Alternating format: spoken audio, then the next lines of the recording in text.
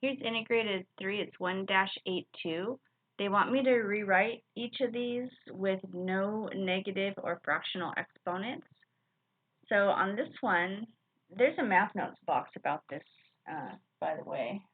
But basically on this one, this denominator tells me what root, let me write that down, the root, and then the numerator gives me the power. So the easiest way to do a problem like this is to take the root of the base first, and then whatever you get, if it's going to be some smaller number, then you raise it to the power. So I'm going to take the fourth root of 16. In other words, I have to ask myself, what times itself 4 times would be 16? I'm going to guess it would be 2, because, 2 times 2 times 2, let's see if that works. 2 times 2 is 4 times 2 is 8. So the fourth root of 16 is 2. So I'm going to rewrite this as 2 to the fifth, because this tells me to take the root, and then this tells me to raise that root to a power. So 2 to the fifth, I think, is 32. It's 2 times 2 is 4 times 2 is 8 times 2 is 16 times 2 is 32.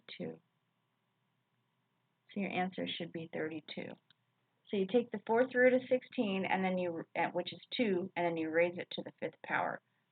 On this one, I'm going to use this power rule that it kind of says I can bring the 1/2 inside here. So now I have x to the 5/2 and y to the 4/2. Well, okay, x to the 5/2. Y to the 4/2, that's y squared. So that's nice. This is still a fractional exponent. The 2 tells me take a root, and the 5 tells me raise to a power. So, what if I went like this? The square root of x raised to the fifth, and I've still got my y squared.